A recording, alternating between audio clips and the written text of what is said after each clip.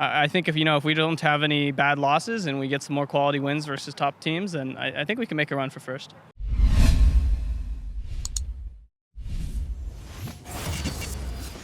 So third week of NALCS, I'm joined right now by Solo from Clutch after their victory over Team Liquid. A big victory. Coverage presented, of course, by OmniSlash. So you guys won against Team Liquid, who yesterday seemed to prove that they were the best team in the league by beating Equifox and securing first place. You now brought them down a peg. How did you plan on, what did you do today to allow the victory to occur? I think we just didn't really have much pressure on us, especially since we kind of had a disappointing loss yesterday.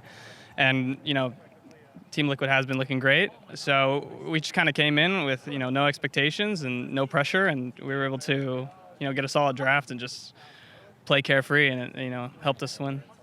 Do you think it was just the draft, or, what, did you just outplay them in lanes? What was the, biggest factor in your victory? Well, Apollo definitely did his best double lift impersonation with the Lucian, and he put in work. But we had a lot of comfort champions with Swain and Zyra, so just like a team effort, and we were just able to shut them out once we got the lead.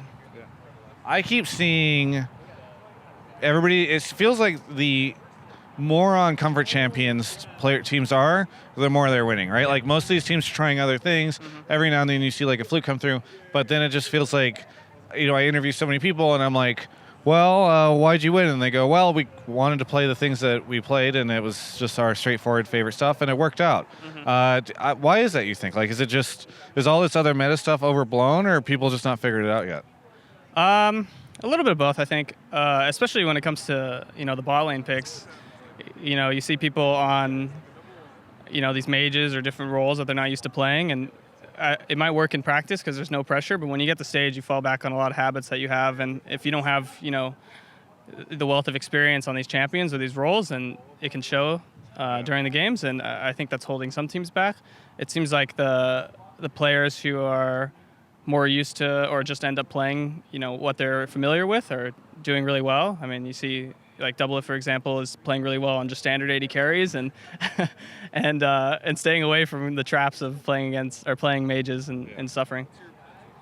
I feel like, even though you guys are a little bit behind, there is it seems like it could be anyone's split, because we keep seeing top tier teams.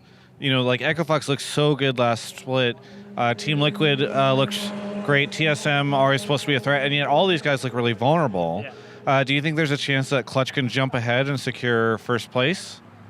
Yeah, I think we have a chance. There is a lot of parity in the league, but we had a really tough first 3 weeks. Played just about all the playoff teams and from last split, and 3-3 isn't where we want it to be, but it's still a good place to start to continue onwards. And I don't think any of the wins are, for granted coming up against the lower teams. But I think if we don't have any bad losses and we get some more quality wins versus top teams, then I think we can make a run for first. Well, and especially because last split you guys had the line, right? Which was like, all right, we beat the bottom teams, we lose to the top. It feels like you are this split taking that change and going forward and beating a lot of the top teams. So maybe a little bit different for you guys. Yeah. Now that it's already the start of the season, and we've been able to take a win off of, TL, which is really good for our, our morale and just moving forward. Knowing that, we can take a win off of any team. Hopefully you don't fall back into the only being able to beat bottom teams tradition we had last split. So one thing I haven't done in a little while, because for a while I kind of knew what it was like with all the teams. I talked to them about this, but trying to kind of get back into asking players about behind the scenes. What's it like working with the other guys? What's the Clutch Gaming House like? What's sort of the experience and the other dudes that you're playing with like? It's very laid back. We're all really, I would like to think we're really funny people. If you watch me and Apollo do our casting for one of the LCS matches, that's kind of what it's like in the house. There's a lot of, joking around, having a good time. Everyone gets along really well, so it's a very, low stress environment, and it helps us be really productive. Are there any interesting stories about the guys who are living there? Anything unique that's happened? Well, Toby, our manager, has probably jumped in the pool with his clothes on more than How does that happen?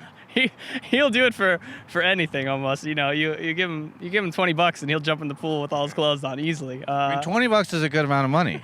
Like, I don't know. I know LCS players these days, they're all making the big bucks. For me, you know, as a guy out on his own, I would jump in a pool for $20. I guess maybe we're a little spoiled. For the working man, $20 is a big deal. But if you want $20, come to our house and jump in our pool, and there you go. That's good. So you guys literally just say, "Hey Toby, I'll give you $20 if you jump in the pool right now." Yeah, I'll just say, "Hey Toby, jump in the pool. I'll give you $10 or something." And someone else will say, "Yeah, I'll give you $10 too," and they'll do it. Is that the only time the pool gets used? Just about, yeah. Just about, to be honest. I think he's been in it, more times with his clothes on than anyone else has been on it. How close are you? How close are you guys to here? Because I don't need to know an exact address, but Sure. How far away? We're about 20, 25 minutes from here, so not too bad. We kind of live in the hills, so it's a bit of a drive, but nice neighborhood, nice area. I'm happy with it. Teams have been very generous.